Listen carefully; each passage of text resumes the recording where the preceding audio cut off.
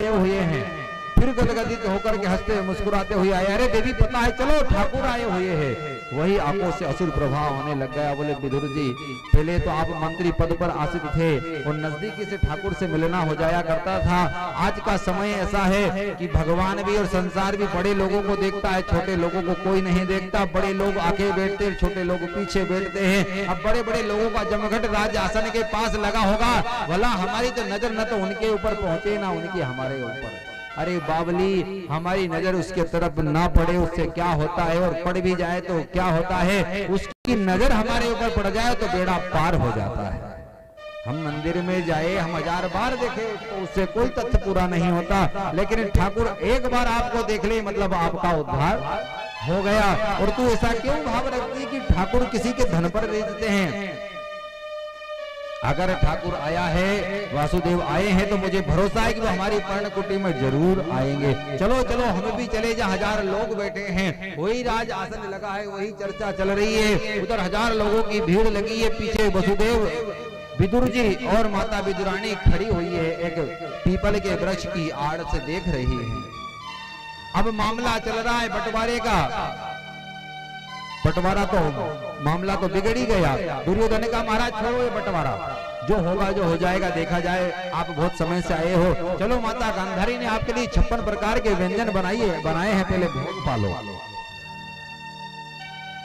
ठाकुर ने कहा, बोले भैया भोजन 2 परिस्थिति में होता है, कराने वाले के भाव और भोजन करने वाले को भूख होती है, तो ही भोजन में आनंद आता है। ना तो हमें भूख है और ना ही आपके भाव है। और रहा सवाल भोजन का, तो हमारा निमंत्रण पहले ही आ चुका है। जहाँ हमारा निमंत्रण आता है हम वही जाते हैं। आपने कोई भोजन का निमंत्रण थोड़ी ना दिया है। दुर्योधन ने कहा महाराज जब से आप आए हो तब से तो मैं आपके साथ हूँ, आपका निमंत्रण किसने दे दिया? बोले हमारा निमंत्रण विदुर काका ने दिया है। उधर पीपल वृक्ष के ऊपर हाथ किया, जहां विदुर जी और विदुरानी खड़े हुए थे, जहां उनको ठाकुर नहीं दिख रहे, लेकिन ठाकुर ने देख लिया और इशारा कर दिया कि हमारा निमंत्रण तो विदुर काका के यहाँ से आया हुआ है। विदुर जी ने कहा, विदुरानी से कहा ना देवी, मैंने कहा था कि ठाकुर हम उसको ना देखे, लेकिन वो हमें लाखों में देख लेगा। तुम चलो, वो बिल्कुल आएगा, हम हमारे घर को स्वच्छ बनाते हैं। इधर दुर्योधन ने कहा महाराज जिसके खुद के खाने के लाले पड़ रहे हो, पहले मंत्री पद पर आसित था तो माखन मिश्री खोबा और खूब माखन मिश्री घुटता था, अब वहां कुछ नहीं है, खाने को दाना नहीं है। भगवान ने कहा महाराज जिसने निमंत्रण दिया वो जाने, उसकी मेरा काम है उसके घर जाना है। अब हम लोगों को जो आप निमंत्रण देते हो, हमको क्या परवाह कि आपने माल क्या बनाए, कहां से लाए, क्या खिलाओ, भैया आपकी व्यवस्था है। हमको तो जाकर के खूब माल घोटते हैं, 11 बजे गए, घंटी लगाई, तैयार बैठ गए। भगवान ने कहा ये काम उनका है, मुझे चिंता करने की जरूरत नहीं। तो ये स्कंद पुराण में विषय आया है कि जब राज मंच पर, राज आसन पर भगवान बैठे थे और चढ़े थे, तब तो स्वर्ण की पादुका पैर में थी, लेकिन जब विदुर काका के यहाँ जाने को तैयार हुए तो आज भगवान ने चरण पादुका वही छोड़ दी है। जिस प्रकार भक्त भगवान के द्वार पर नंगे पैर जाता है, आज भगवान भक्त के द्वार पर नंगे पैर जा रहे हैं। कहा ना कि प्रबल प्रेम के पाले पड़कर प्रभु का नियम बदलते देखा, अपना मान टले टल जाए लेकिन भक्त का मान न टलते देखा। ये नहीं देखा कि मैं कहाँ द्वारकाधीश और कहाँ ये विदुर जिसके यहाँ खाने को दाना नहीं, मैं कैसे भोग पाऊं। आज भगवान ने लज्जा नहीं की और आज सबके बीच में, उन करोड़पतियों के बीच में भगवान ने विदुर का सम्मान किया है और आसन छोड़ करके दौड़ लगाते चल पड़े। विदुर जी तो गए गोपगालों की नगरी में मेवा मिष्ठान आदि खरीदने, और विदुरानी से कहा देवी आप चलो हमारे घर को स्वच्छ बनाओ। अब हमारी माताओं पर विषय आता है, हम जो लोग सुबह चौका लगाते हैं वो काय से लगाते हैं? फिनाइल, फिटकड़ी आदि दुनियादारी से। इससे कीड़े मकोड़े दूर हो सकते हैं, लेकिन घर के अंदर जो ऊर्जा होनी चाहिए वो कभी प्राप्त नहीं हो सकती। जो घर के अंदर दोष हैं वो फिनाइल और फिटकरी कभी दूर नहीं कर सकती। जो घर के अंदर गंदगी रहती है उसको कभी ये फिनाइल फिटकरी दूर नहीं कर सकती। अगर अपने घर को पवित्र बनाना है तो नित्य हमारे घर में लाख आप करोड़ों के पत्थर लगा लो, इनकी सुंदरता वो सर्फ के पानी से नहीं आ सकती। इनको जब भी महकाना हो तो गोमूत्र और गोबर डाल करके लेपन किया करो। कितनी माताएं अपने घर में फर्शों के ऊपर जो है, सभी माताओं से विनय है, आजकल पक्के मकान हो गए, शर्म आने लग गई, क्योंकि गौ माताओं तो भैया लोग रखते ही नहीं, घर में भैंसे ले आए हैं। हमारे सेठ बाबा के यहाँ पिछले वर्ष देखी 1,30,000 20,000 कितने की भैंस लाए थे। इतने शौक से शायद गाय नहीं लाए होंगे हमारे सेठ बाबा ने कभी। तो जितना शौक हम इनमें रखते हैं उतना अगर एक गौ माता की सेवा में रखे तो एक गौ माता की सेवा करने से 33 करोड़ देवताओं की सेवा हो जाती है। तो सबसे विनय है कि हमारे पुरुष वर्ग से कि हमारे घर गौ माता होना चाहिए, और वो भी देसी होना चाहिए, वो विदेशी कल्चर नहीं होना चाहिए। खैर अपना व्यापार यापन करने के लिए, जीवन यापन करने के लिए आप कुछ भी ले आओ, लेकिन देसी गौ माता जरूर होना चाहिए। तो अब पोछा लगाना होता है तो हम कैसा लगाते हैं? पहले पोछा लगाते हैं और फिर स्नान करते हैं, ऐसे करते हैं ना। बोले पहले झाड़ू पोछा कर देते हैं और फिर स्नान करेंगे। सबरी माँ ने ऐसा, माता विदुरानी ने ऐसा नहीं किया। विदुरानी को पता था कि इसी गोबर में लक्ष्मी का वास है और इसको बगैर नहाए नहीं छूना चाहिए। एक गौली समाज होती है, शायद आपके इधर है नहीं, हमारे उधर है। आज भी गौली समाज में नियम ये है कि मंदिर घर में नहीं होता, जहाँ गुवाड़ा होता वहीं होता है। बगैर स्नान करे हुए गोबर भी नहीं फेंकते। जब माताएं महीने से इस परिस्थिति में अस्वच्छ रहती है तो माताएं उस अक्षर के उधर नहीं जाती। इतना पवित्रता से अपने घर को और उस गौ माता के घर को सजा करके रखते हैं। तो यहाँ विदुरानी जो तैयारी कर रही है तो घर को जो पवित्र बना रही है, वो कैसे बना रही है? पहले स्नान करने गई है। अब कुटी तो कैसे, जंगलों में कैसी कुटी होती गरीब लोगों की, जैसे आप खेत में पानी वाले रहते हैं ना, आपको पता है सर। बस ये हालत है हमारे विदुर काका के। तो विदुरानी ने स्नान करने को गई, छोटा सा कुछ पर्दा होगा द्वार पर वो लगा दिया और स्नान करके कि मेरे ठाकुर आने वाले तो घर का लेपन करूंगी, गोबर भी ला करके रख दिया है कि अब लेपन करने से पहले स्नान कर लूं। और स्नान करने जैसे ही गई, पर्दा डाला है, कुछ वस्त्र खोल दिए हैं और ठाकुर दौड़े दौड़े आए और द्वार पर आवाज लगाई, क्योंकि पर्दा लगा हुआ होता है तो बगैर आवाज के प्रवेश नहीं करना चाहिए। वो काम है चोरों का, साहूकारों का नहीं है। भगवान ने आवाज लगाई, काकी माँ, और काकी माँ जैसे ही कहा, विदुरानी को आवाज सुनाई कि वसुदेव आ गए, तो वस्त्र भी पहना भूल गई। एक ही वस्त्र पहना था और उसके ऊपर आकर के द्वार खोल दिया, कहा वसुदेव आओ, स्वागतम स्वागतम। और जैसा ही वसुदेव ने देखा कि विदुरानी तो पागल हो गई है, प्रेम में वस्त्र भी नहीं पहने। यहाँ ठाकुर ने अपनी पीताम्बरी जो ओढ़ी हुई थी वो विदुरानी के ऊपर पहना दी। और जैसे ही विदुरानी ने हाथ पकड़ा, आओ, बस तुम्हारा ही इंतजार कर रही थी। घर के अंदर कोई साधन तो है नहीं, न स्वर्ण सिंहासन है, न लकड़ी का पाटा है। एक पाटा है जिसमें वो ठाकुर की मूर्ति रखी, तो ठाकुर की मूर्ति नीचे रख दी है और उसको उठाया और ईशान कोण में लेकर के गई। कहा ठाकुर इस चौकी पर बैठ जाओ। और जैसे ही उस चौकी को वहां रखा, चौकी पर बैठने लगे ठाकुर, तो कहने लगे नहीं ठाकुर यहाँ नहीं बैठना। क्यों? बोले कल तुम्हारे काका ने यहाँ चरण पादुका छोड़ी थी, जगह स्वच्छ है, उठो उठो। ऐसा एक बार नहीं, 2 बार नहीं, 3 बार नहीं, ठाकुर को 20 बार उठाया है। यहाँ बैठाया, नहीं ठाकुर ये जगह ठीक नहीं, उठो उठो ये जगह आपके लिए ठीक नहीं। फिर वहां बैठाया, वहां पाटा रखा, नहीं ठाकुर उठो उठो ये जगह आपके लिए ठीक नहीं, वो जगह स्वच्छ होगी, वहां बैठ जाओ। और आखिरी में 21वीं बार जब पाटा रखा महाराज, तो वो पाटा तो रखा, सीधा रखना भूल गई, उल्टा रख दिया, उसमें भी 1000 खिले गड़ी है। और कहा गोविंद यहाँ बैठ जाओ।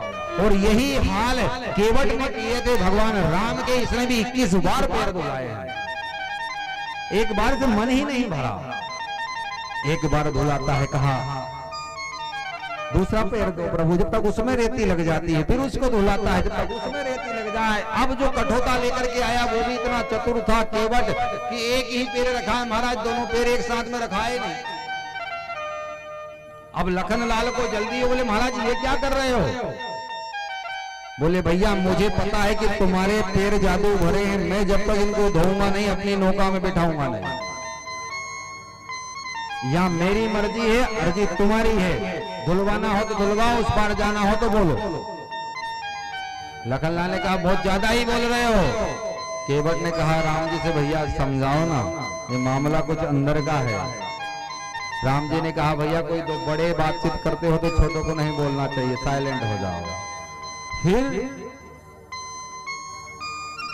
भगवान परेशान हो गए। केवट, भगवान तो प्रेम में पागल हो रहे हैं केवट के, और लखनलाल परेशान हो रहा है इस सेवा से। बोले ये क्या कर रहे हो बार बार? बोले भैया एक काम करो, अब हमको जाना है। राम जी ने कहा थोड़ी जल्दी हो जाए। तो बोले प्रभु अब मैं भी क्या करूं, आपके पैरों में रेती लग जाती है और ये रेती के कण तो जादू भरे हैं। ये कण अगर मेरी नाव में चले गए तो मुझे पता है वो एक पत्थर को आपका पैर छुआ वो नारी बन गई। अब मेरी नौका को अगर छू गई ये नारी बन गई तो मैं तो यूं ही मजदूर व्यक्ति, एक एक नारी की तो सेवा होती नहीं। जो घर में पत्नी है दूसरी ले जाऊंगा तो घर में झगड़ा अलग होगा और दोनों को खिलाऊंगा क्या? अभी तो एक के खाने की व्यवस्था नहीं है घर में, और कमाई का साधन वो भी ये है। तो मैं तो भरोसा करने वाला नहीं हूं। तो भगवान ने कहा बोले भैया कोई दूसरी युक्ति अपना लो जो मेरा भी काम हो जाए, आपका भी संकल्प पूरा हो जाए। हाँ प्रभु। बोले ठीक है, थोड़ा समझ में आया। एक काम है, आप एक पैर कठोता में रखो और एक पैर मेरे हाथों में रख दो। अब भैया एक पैर कठोते में रखा हो और एक पैर हाथ पे रखा, तो केवट भी बहुत चालू था। हाथ अपने आप से हिलाता है कि भगवान डगमगाए। जब एक बच्चे को हम नहलाते हैं तो बच्चा कैसा खड़ा होता है? माँ के शीश के ऊपर हाथ रख के, क्योंकि उसको डर गिरने का भय रहता है ना। तो केवट अपने हाथ हिला रहा है कि भगवान डगमगाए।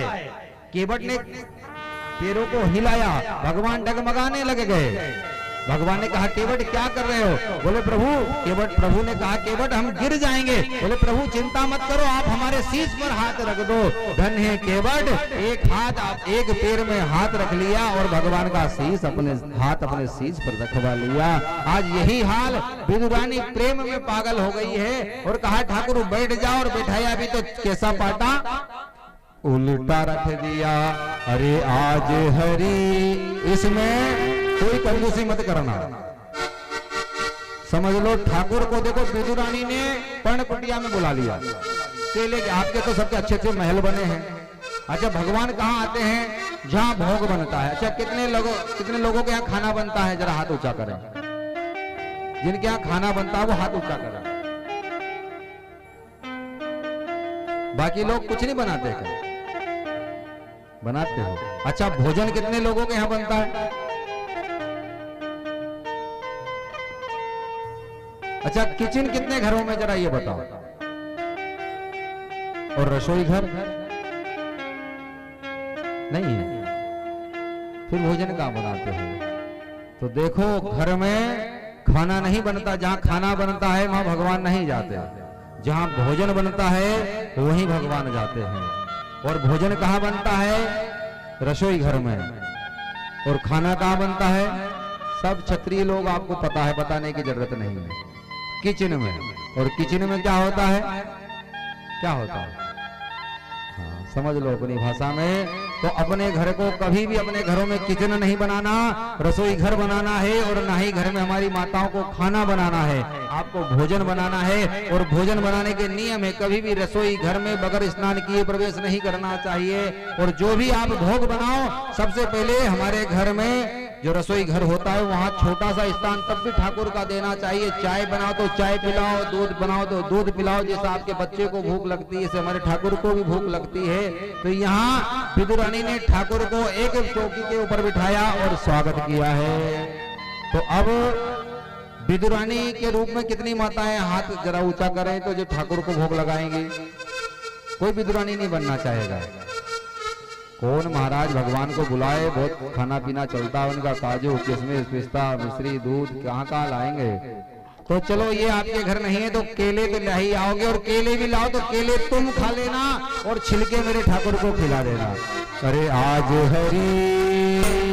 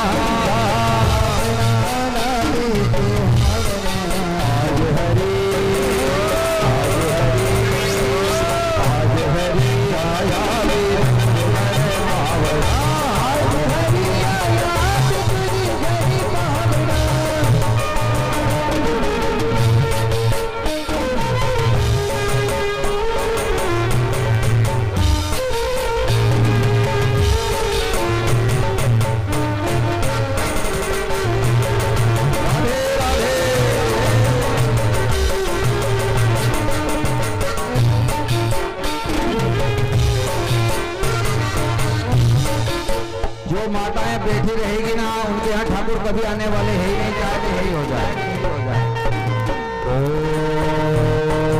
आज हरि आया विदुर घर पावना, हरि आया विदुर घर पावना, पावना लागे सुहावना, लागे सुहावना, पावना लागे मन भावना,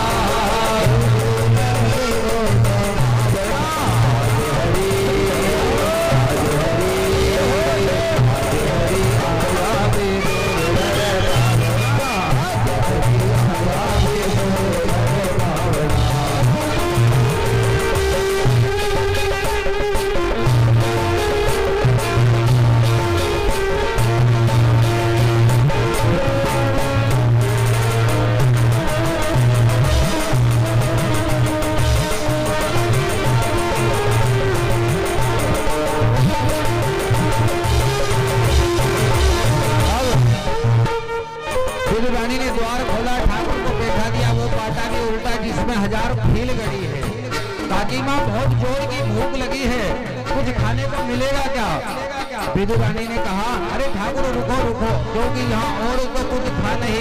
विदु रानी ने कहा, गोविंद मैं अभी ताजे ताजे फल आपके लिए लेकर के आती हूँ। तो पर्ण बगिया में गई, जा केले का बगीचा था, वहां से केले लेकर के आई और क्या हासिल हुआ।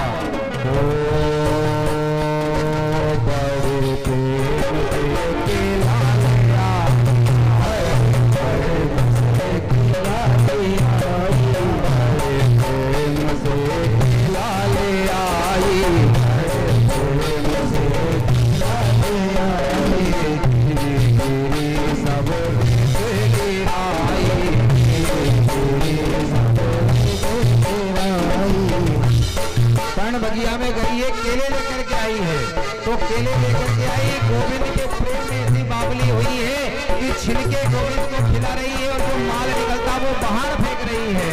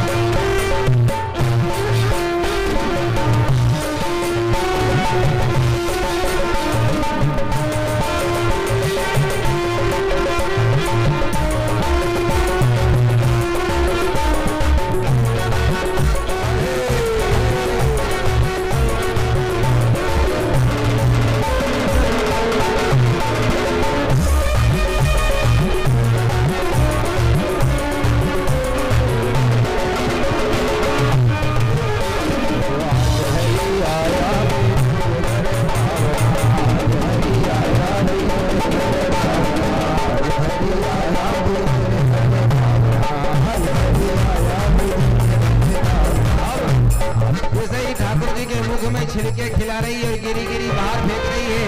इतने में विदुर जी आ गए।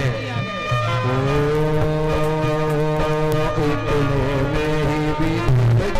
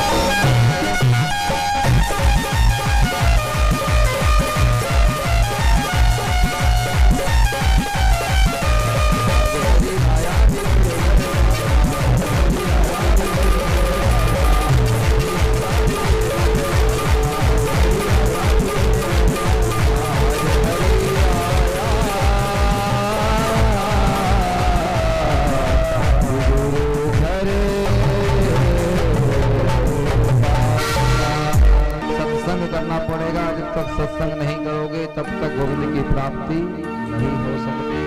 माता बिदुरानी ने गोविंद का भजन किया और प्रभु की कृपा यहाँ प्राप्त होती है। तो आज बिदुरानी छिलके का भोग लगा करके गोविंद को प्रमोदित करके और शुभ आशीष प्रदान करती है, प्राप्त करती है। जिस प्रकार आज ठाकुर ने बिदुरानी के यहाँ छिलके का भोग लगाया, तो इस व्यास मन से मां नर्मदा से यही प्रार्थना है, जो भी भक्तों ने और जिन माताओं ने आज की कथा श्रवण यहाँ की है, उनके यहाँ ठाकुर अवश्य आए और आपके यहाँ भी भोग पा करके जाए। लेकिन ये शर्त रखना कि रसोई घर में भोग बनाओगे तो ही भोग पाएंगे, अगर खाना बनाया तो आपके यहाँ ठाकुर नहीं आएंगे। बोल बाके बिहारी लाल की। आगे चल करके विदुर जी का मिलन हुआ। मिलन के बाद शुभ आशीष देकर के भगवान चले गए पुनः द्वारिका। इसके पश्चात विदुर जी का मैत्री मुनि से मिलना हुआ। एक ही ज्ञानी भक्त, एक और नीति के भक्त, दोनों एक दूसरे के बड़े पूरक हैं और दोनों बड़े ही ज्ञानी हैं। आपस में चर्चा चल रही है। विदुर जी जब मैत्री मुनि से मिले तो दोनों ने एक दूसरे को हृदय से लगाया और अपने सुख दुख की चर्चा की। तभी जाकर के कहते ना कि ज्ञानी करे ज्ञान की बात।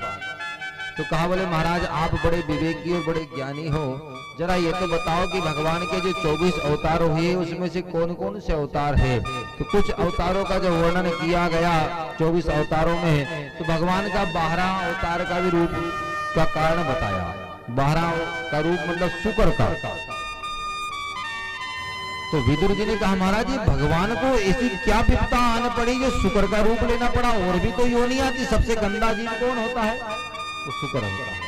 तो ऐसा क्या रहा, तो इसका भी एक कारण रहा। एक बार ये भूमि को अहंकार हो गया, अभिमान आ गया। भूमि ने सोचा, और भूमि भी रसातल में क्यों गई, इसका भी एक कारण है कि पाप इतना बढ़ गया भूमि पर कि इस पाप के भार को सहन नहीं कर पाई ये भूमि, तो रसातल में जाने को तैयार हो गई। तो समुद्र के मार्ग से रसातल में जब जा रही थी तो आपने आगे चल करके दो असुरों का नाम सुना जो जय विजय के मतलब नाम से दूसरा अवतार इनका हिरण्यकश्यप और हिरण्याक्ष के नाम से हुआ। तो एक बार हिरण्याक्ष, अब ये तो वायुयान की तरह ऊपर घूमते थे आकाश मंडल में, तो आकाश मंडल में जब घूम रहे थे तो इनका मिलना हुआ देवर्षि नारद से। अब दुष्टों का तो काम होता है झगड़ना, मैंने कहा ना कि ज्ञानी करे ज्ञान की बात और झगड़ेलू करे झगड़े की बात। तो इसने देवर्षि नारद को पकड़ लिया, धर दबोचाओ महाराज कहाँ जा रहे हो, ये टिमटिमा बजाना ही जानते हो कि और भी कुछ दो चार हाथ दांव पेच जानते हो। देवर्षि नारद ने कहा नारायण नारायण नारायण महाराज, हम ये सब कुछ नहीं जानते, हम तो भगवान के भजन करने वाले, लड़ना झगड़ना हमारा काम नहीं है। बोले नहीं महाराज, वो जो भी हो, क्योंकि हमारे हाथों में खुजली चल रही है, आज आप ही मिले हो, अब तो ये खुजली हम आपसे ही मिटाएंगे। देवर्षि नारद ने कहा इसने एक ही दे दिया तो हमारा तो राम नाम सिद्ध हो जाएगा। पर कहते ना कि मूर्खों से बचना हो तो उनकी प्रशंसा कर दो। तो देवर्षि नारद ने कहा महाराज तुम कहां बब्बर शेर, तुम कहां बब्बर शेर, मैं कहां गीदड़, अगर मुझे मार भी दिया तो कौन सा तुमको इनाम मिल जाएगा। अरे शेर को बब्बर शेर मिले और उसका युद्ध हो, फिर उसमें झगड़ा हो, फिर दोनों की बराबरी हो तो थोड़ा सा चर्चा चलता है, तो क्या हमारे भी बराबर का कोई योद्धा है। हिरण्याक्ष ने कहा क्या हमारे भी बराबरी का कोई योद्धा है जो हम तुलना कर रहे हो। बोले हाँ महाराज, बराबरी का तो ना समझो, लेकिन हाँ थोड़ा वो तो काम जरूर चला देगा ऐसा। तो बोले बताओ कौन है। तो ये भूमि जब पाप के भार को सहन न कर पाई तो रसातल में जा रही थी समुद्र के मार्ग से, तो देवर्षि नारद ने ऊपर से कह दिया आकाश मंडल से, देखो एक वो गोल गोल सा कुछ ज्यादा दिखाई पड़ रहा है। बोले हाँ, जब ये रसातल में भूमि जा रही थी तो सारे देवता लोग भगवान विष्णु के पास गए, कहा प्रभु जब ये भूमि ही रसातल में चल जाएगी तो संसार का क्या होगा, सृष्टि कहाँ रची जाएगी।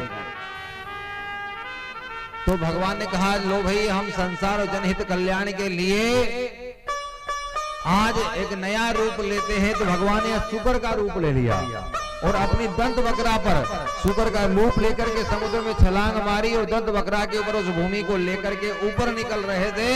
सोई देवर्षि नारद ने कहा महाराज वो गोल गोल दिखाई पड़ रहा है। बोले हाँ, बस उसके नीचे देखो कुछ दिखाई पड़ता। बोले हाँ, कुछ धुंधला धुंधला सा दिखाई तो पड़ रहा है। बस जाओ, वो एक पुरुष इस भूमि को लेकर के आ रहा है, वो ज्यादा बलशाली तो ना समझो, लेकिन आपका काम चल जाएगा जो आपके हाथों में खुजली चल रही है। तो मूर्खों को क्या है, बड़प्पन कर दिया। तो हिरण्याक्ष ने जो मारी डुबकी तो पहुंच गया समुद्र में, और वहां जहां भगवान विष्णु के गदाधर रूप लेकर के शुकर का रूप लेकर के वाहरा का रूप लेकर के भूमि को ऊपर आ रहे थे लेके, तो उस भगवान को छेड़ना चालू कर दिया। भगवान को छेड़ना चालू कर दिया। देवर्षि नारद ने कहा पंध छूटा बेटा, अब तेरे हाथ की खुजली नहीं, तेरे शरीर की सारी ही खुजली ना मिटे तो हमारा नाम देवर्षि नहीं। भगवान ने अपनी गदा का जो प्रहार उसकी नासिका पे किया, एक ही प्रहार में उसका राम नाम सत्य कर दिया। तो हिरण्याक्ष को तो मार दिया, आगे बचा हिरण्यकश्यप बोलबा के बिहारी लाल की। तो हिरण्याक्ष था लोभ का प्रतीक और हिरण्यकश्यप है अहंकार का प्रतीक। अब इसका लोभ तो खत्म करा, भी अहंकार बचा है। जब भगवान भूमि को ऊपर लेकर के आ रहे तो भूमि को अभिमान हो गया।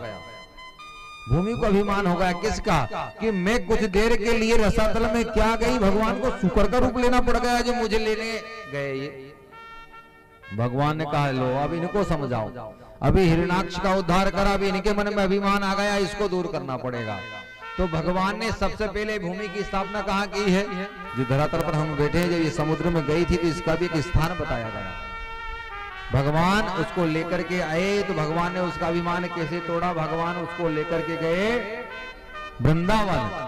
और जब कोई भी प्रलय आता है तो संसार में कुछ बचता नहीं है, जब भूमि रसातल में चली गई थी, ऊपर लेकर के आए तो वृंदावन में स्थापना कराई। और जब भूमि ने वृंदावन को देखा तो वृंदावन में वही चहकती, वृंदावन के वृक्ष को मर्म न जाने को, वृंदावन के वृक्ष को मर्म न जाने को। डाल डाल और पात पात पर राधे राधे हो ये मनवा, राधे राधे हो, राधे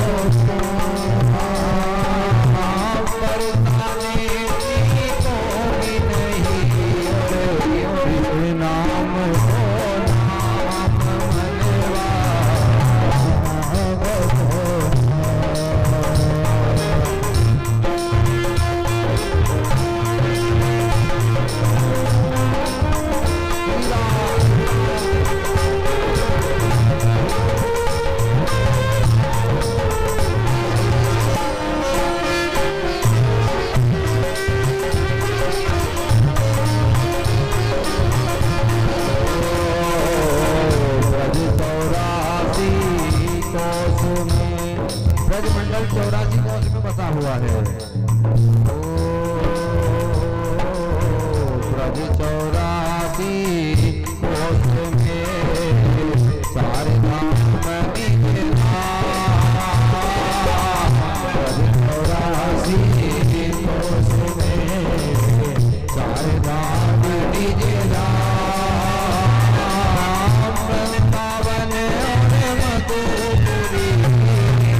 परसानो नंद बाब मन, परसानो नंद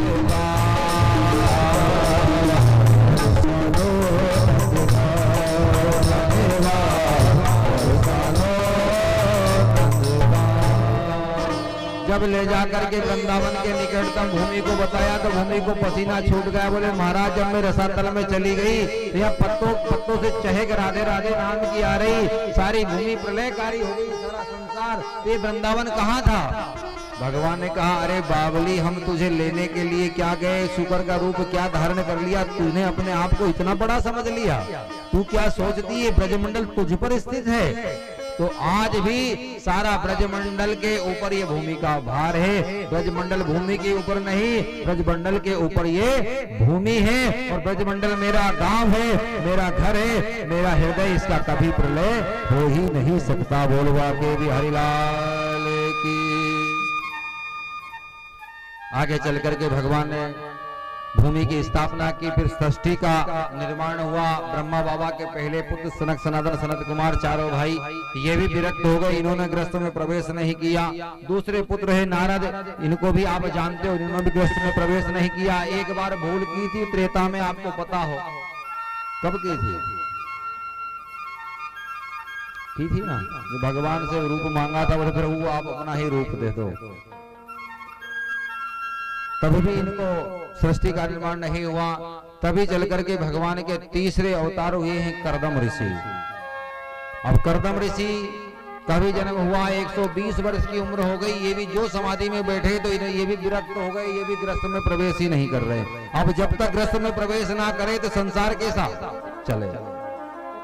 भगवान की लीला रही, जहाँ सत्संग चल रहा था वहां, अब ये बहुत बड़ा प्रसंग है, इसको स्पर्श करते चलना है। ये जो आज तीर्थ आप जा रहे हो, जो प्रयाग कुंभ है, ये कुंभ सिर्फ संतों का होता है, यहाँ महिलाओं को प्रवेश नहीं होना चाहिए। पर अब संसार सब कमाने पे बैठा हुआ है, सब पाखंडी पाखंड भरा, क्योंकि ये मेला, ये जमगढ़ सिर्फ संतों का है, तपस्वियों का मेला है। यहाँ संत ही शोभायमान होते हैं, क्योंकि कौन संत नागा है, कौन विरक्त है, कौन के क्या तप है। वहां जब हमारा ये परिवार जाता है, संसार जाता है, तो इनके सत्संग में व्यवधान उत्पन्न होता है। तो जहां कर्दम ऋषि तप कर रहे थे, वहां पर एक सुंदर सा परिवार गृहस्थी वहां किलोल कर रहा था, और उस माँ के पैरों में जो पायल थी, उसकी आहट सुनकर के इनका ध्यान टूट गया। और जब उनका ध्यान टूटा, जो 120 वर्ष से एक आसन पर बैठे उस महात्मा ने देखा कितने सुंदर हैं ये, और इनके कितने सुंदर बच्चे हैं, कितना सुंदर रमण कर रहे हैं। मन में काम भावना जागृत हो गई, तो इनके मन में विचार हो गया, काश मेरा भी विवाह हो जाए, तो मेरे भी यहाँ पुत्र हो, मेरा भी ऐसा परिवार हो। लोग गए हरि भजन को, रोकने लगे कपास। 120 वर्ष की उम्र हो गई, सारा मामला बिगाड़ के बैठ गए। तो अभी तक तो 120 वर्ष की उम्र तक तो गोविंद को प्राप्त करने के लिए हरे कृष्ण हरे राम की माला भज रहे थे। अब भजने लगे कि भगवान मेरा विवाह कब होगा, भगवान मेरा विवाह कब होगा, भगवान मेरा विवाह कब होगा। भगवान ने कहा कि ये भी गए काम से। भगवान ने कहा तुरंत चलो, बड़ी मुश्किल से तो सृष्टि के निर्माण के लिए तीसरा पुत्र भगवान का जन्मा ब्रह्मा बाबा का, अगर ये पूर्ण फिर विरक्त हो गया तो क्या होगा। भगवान ने कहा कल्याण मस्तु। अब कोई भी पुत्र अपने पिता से ये नहीं कह सकता कि महाराज मुझे मेरा विवाह कर दो। भगवान ने कहा कर्दम मांगो, क्या मांगना चाहते हो। भगवान ने कहा कर्दम मांगो, क्या मांगना चाहते हो। तो लज्जा से भर गया। अरे 120 वर्ष का बूढ़ा किसी से कहे कि मेरा विवाह कर दो तो शर्म की बात है, और वो भी अपने पिता से, भगवान से। कहा भगवान बस आपको प्राप्त करने के लिए भजन कर रहा था, सो आज मनसा पूर्ण हुई, वापस अब मैं तो भजन को जा रहा हूँ। भगवान ने कहा रुको रुको बेटा, हम तुम्हारे बाप हैं। कहते हैं ना, बच्चे भले बाप को कुछ बनाए, पर ऐसा कभी कभी मन में आ जाता है जो तुम कर रहे हो वो सब हम कर गुजरे, और जो तुम कह रहे हो ये सब हम जानते हैं, इसीलिए कहते हैं कि हम तुम्हारे। भगवान ने कहा क्या कह रहे हो, हमको प्राप्त करने के लिए। बोले तुमने आज तक तो भजन किया था हमें प्राप्त करने के लिए, लेकिन कल से जो भजन किया वो विवाह के लिए। तो हमने कहा कि भैया हमारा बेटा विवाह की कामना कर रहा है, तो हमने तो तुम्हारे भरोसे महाराज तुम्हारी सगाई भी कराए, क्या आप अपने पिता की बात को झूठी पड़वाओगे। अब जैसे ही कहा कि सगाई कर आए, तो मन में तो लड्डू यूं ही फूट रहे थे विवाह के। भगवान आपने मेरी सगाई। बोले हाँ बेटा कर्दम, तूने विवाह का जैसा ही मन किया, मैंने सोचा बेटा विवाह योग हो गया तो इसके लिए बेटी ढूंढ लेना चाहिए, मैंने सगाई कराया। अच्छा तेरा मन नहीं है तो रहने दे, चल मैं मना कर। अरे प्रभु अब आपकी बात को कोई टाल सकता हूँ क्या। गई भैंस पानी में। जब आपने बात ही कराया तो आपके नाम को थोड़ी धब्बा लगने दूंगा। अब मैं ठीक है आप कह रहे हो तो विवाह कर ही लूंगा, पर ये तो बताओ कि ऐसा कौन पिता होगा जो अपनी बेटी बाबा को दे दे। आज का संसार ऐसा है, डाकू को दे दे, लुटेरे को दे दे, चोर को दे दे, लेकिन बाबा को और पंडित को बेटी कोई नहीं देता है। देखो 120 साल के हो गए, इनको कोई नहीं देता। बोले ऐसा कौन बाप होगा जो अपनी बेटी को कुएं में धकेलेगा महाराज, और 120 वर्ष के महात्मा को, जिसको खाने को दाना नहीं, सर पे झोपड़ी नहीं, शरीर पर वस्त्र नहीं, इसको बेटी कौन दे देगा। भगवान ने कहा यहाँ के स्वयंभू मनु नाम के जो राजा है ना, उनकी 3 बेटियां हैं, आहुति देहुति प्रसूति, और 2 पुत्र है, प्रियव्रत और उत्तानपाद। तो उनके दूसरे नंबर की जो बेटी है ना देवहूति, उसका विवाह, उसका संबंध हमने तुम्हारे साथ तय कर दिया। कर्दम बोलवा के भी हरिलाल की। तो भगवान का जो कर्दम रूप में आए, भगवान ने कहा कर्दम जी ने भगवान से, बोले प्रभु आप आए हो और विवाह की जब आपने बात कर ली तो आपका पुत्र हूं, आपकी बात तो टाल नहीं सकता, लेकिन अब मेरी भी एक शर्त है। बोले क्या। पहली शर्त तो ये है कि आपको ही मेरे यहाँ विवाह के उपरांत पुत्र रूप में आना पड़ेगा।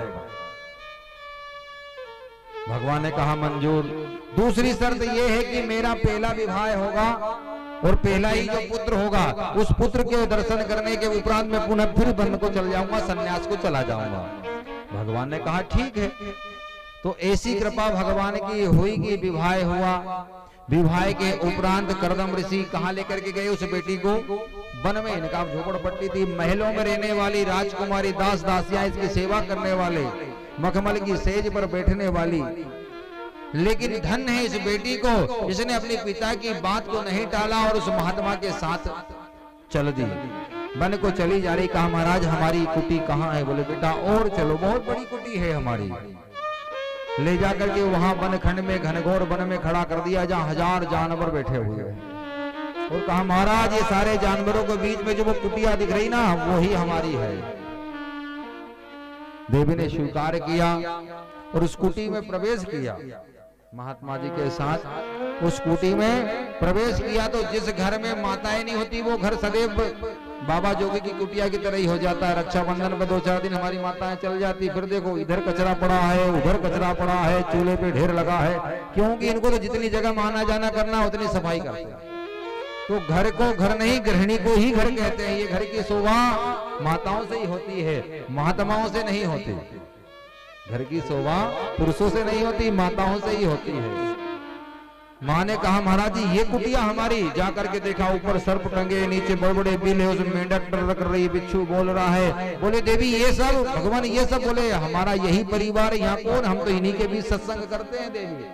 तो डर गई वो, कहा देवी ये कोई भी कुछ नहीं करने वाला है, आप अपने हिसाब से इसको स्वच्छ बनाओ। देवी ने सुंदर एक आसन लगाया। बोले महाराज थोड़ी देरी लगेगी, 2-2 फीट तो दलदल है आपकी कुटिया के अंदर, इसको साफ करना पड़ेगा, ऊपर भी झटकारना पड़ेगा। जैसा ही आसन लगाया, करदम जी से कहा थोड़ी 1-2 माला यहाँ कर लो। जो करदम जी पश्चिम क्षेत्र पर बैठे तो कहते हैं महाराज की 60 वर्ष की समाधि लग गई और मां सफाई करते ही रह गई। लेकिन धन्य इस बेटी को कि ब्याह करके आई है, कोई सुख नहीं, लेकिन अपने पिता से कोई शिकायत नहीं कि पिता आपने ऐसे घर में मुझे दी जो मुझे पति का सुख नहीं। आजकल की बेटी को अगर एक दिन पुरुष छोड़ करके चला जाए तो कहते मैं क्या सास ससुर की सेवा करने के लिए आई हूं क्या? कोई नौकरानी हो क्या? लेकिन ये संस्कार मां से होना चाहिए। एक बात कही जाती है ना,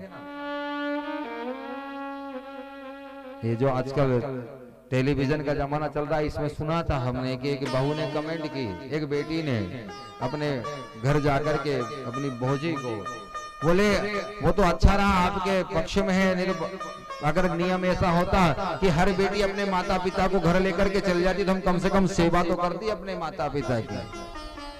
किसी बेटी ने कहा कि ये माता पिता की जो सेवा का अधिकार बेटों को दिया गया, ये काश बेटी को दे दिया जाता तो हम अपने घर सेवा तो खूब करती। तो आज ये बात तो सही है कि बेटा पास में बैठ करके माता पिता की खबर नहीं लेता, लेकिन बेटी कितनी भी दूर हो वो रोज खबर पूछती है पिताजी आप कैसे हो। बेटा पास में नौकरी करता हुआ पिता के हालचाल माँ के हालचाल लेने नहीं आएगा, लेकिन बेटी ससुराल से झगड़ा करके भी आकर के अपने माता पिता से मिलने का सामर्थ्य रखती है। बेटी ने कहा बोले काश ये माता पिता को हमारे साथ रहने का अधिकार मिल जाया होता तो इनकी विडंबना नहीं होती। तो किसी शायर ने उस पर कमेंट कर दिया, बोले बेटा हर बहू अगर बेटी बन के सास ससुर को ही माता पिता समझे तो अनाथ आश्रम में जाने की जरूरत ही ना पड़े। बोल वाके बिहारी लाल। भाई जो बेटी आज घर छोड़ करके कहती है कि मैं मेरे माता पिता को ले आऊं, तो जिनकी शरण में गई वो क्या बेड़ी है तेरे, तू उनको ही अपना माता पिता का दर्जा दे दे। अगर यही बहू हर सास ससुर को माँ बाप का दर्जा दे दे तो संसार में अनाथ आश्रम ही बंद हो जाएगा। ये देवहूति गई, महात्मा तो 60 वर्ष की समाधि लग गई। ये 16 वर्ष की देवी का विवाह हुआ, 60 वर्ष समाधि में बीत गए, 74 वर्ष की पूरी उम्र हो गई। अब 74 वर्ष में तो बुढ़ापा प्रवेश कर जाता है। तब जाकर के महात्मा का ध्यान टूटा तो ये मैया वहीं सेवा कर रही है। कपड़े से महात्मा को स्नान करा देना, जो रूखा सूखा पाल पत्र आदि मिलते हैं फल पत्र आदि खा करके भूख मिटा लेना। जब महात्मा जगे तो कहा देवी तुम कौन हो? भूल गए वो एक पल भर का सुख था विवाह का। कहा देवी तुम कौन हो? बोले महाराज याद करो आज से 60 वर्ष पहले भगवान से आपने वरदान मांगा था विवाह का। भगवान प्रकट हुए स्वयं मनु राम के जो राजा, उनके दूसरे नंबर की बेटी देवहूति मेरा विवाह आपके साथ किया और आप पाणी ग्रहण संस्कार के साथ पद्धति से मुझे ब्याह करके यहाँ लाए, तो तुम अभी यहीं बैठी हो, अपने घर नहीं गई? बोले प्रभु मेरा तो यही घर और यही स्वर्ग है, यही वैकुंठ में कहाँ जाती। आज माता देहूती इस परीक्षा में पास होती है। कहा देवी क्या मनसा है तुम्हारी? बोले प्रभु महात्मन मेरी ऐसी इच्छा है, जब आपने भगवान से वरदान मांगा था विवाह का, तो मुझे वो वचन याद है, आपने परमात्मा से कहा था कि परमात्मा आप हमारे यहाँ पुत्र रूप में आना। जब तक आप गृहस्थ में प्रवेश ना करोगे, जब तक भगवान को हम कैसे अपनी गोद में खिलाएंगे? अब ये उम्र कोई संसार में प्रवेश करने की नहीं होती। करदम जी 180 वर्ष की उम्र में प्रवेश कर गए, लकड़ी टेके टेके गए। कहा? वहीं अपनी कुटिया के पीछे एक सरोवर था। उस सरोवर की क्या प्रधानता? वहां बैल, गाय, शेर, मृग, जितने भी बेरी जानवर होते सब एक घाट पानी पीते। ये सत्संग का प्रभाव। जहाँ सत्संग होता वहां कभी बेर नहीं होता। झगड़े वहीं होते हैं जहाँ कभी भगवान का भजन नहीं होता। जहाँ नित्य आरती होती होगी भोलेनाथ की, जहाँ नित्य मां नर्मदा का जल का प्रोक्षण किया जाता होगा, उस घर में कभी बेर हो ही नहीं सकता। महात्मा ने हाथ पकड़ा देहूती का, बूढ़ी मैया लकड़ी टेके टेके सरोवर के अंदर गई और जैसे ही गोता लगाया, दोनों ने हाथ पकड़ के एक बात और कहते हैं, जब भी तीर्थ जोड़े से जाओ तो पति पत्नियों को शर्म नहीं करना चाहिए, हाथ पकड़ करके स्नान करना चाहिए, उससे उम्र बढ़ती है। तो देहूती करदम ऋषि के साथ उस सरोवर में जब स्नान कर रही थी तो गोता लगाया, तब तक तो दोनों बूढ़े थे। जब जल से बाहर आए तो माता वही 16 वर्ष की और महात्मन 20 वर्ष के प्रकट हो गए। बोलवा के बिहारी लाल की। वापस यौवन बन को प्राप्त किया। इन्होंने गृहस्थ में प्रवेश किया तो इन्होंने भगवान से मांगा था, प्रभु एक पुत्र के बाद में संन्यास ले लूंगा, एक बेटे के बाद। पर ये नहीं कहा था कि महाराज बेटी ना हो। तो भगवान की भी लीला, आप जो मांगो वो दे देते, लेकिन सब में कारण लगा होता है। कहा एक बेटे के बाद संन्यास ले लूंगा। तो इन्होंने जिसा ही कृष्ण में प्रवेश किया तो भगवान की कृपा से 1 नहीं 2 नहीं 3 नहीं 4 नहीं 5 नहीं 6 नहीं 7 नहीं 8 नहीं 9 बेटियों का इनके यहाँ पहले जन्म हुआ। बोलबा के बिहारी लाल।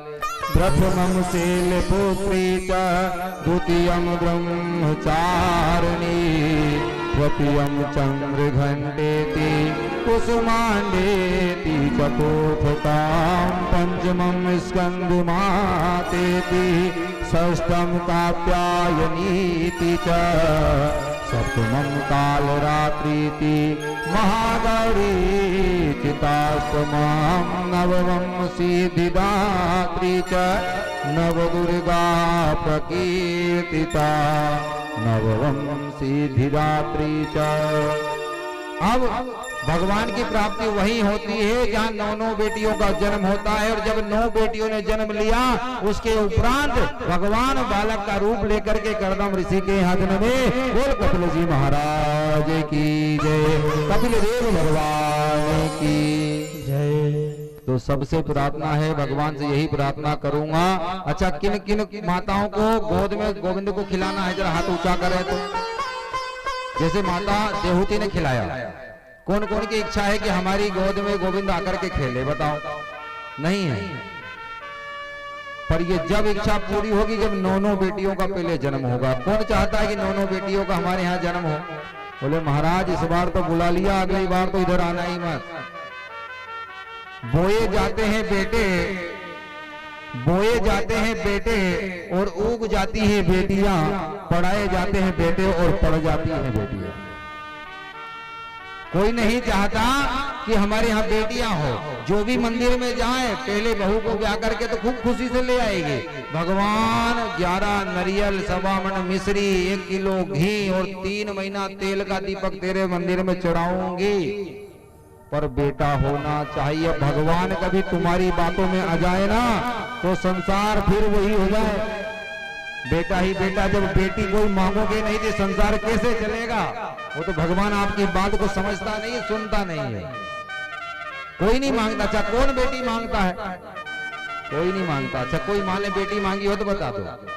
महाराज इतना दहेज देना पड़ता है, क्या करें? पर कहते हैं कि बेटा तो भाग्य से जन्म लेता है, लेकिन बेटी सौभाग्य से जन्म लेती है। और आपको दूसरा पुण्य बताएं, एक बेटी का विवाह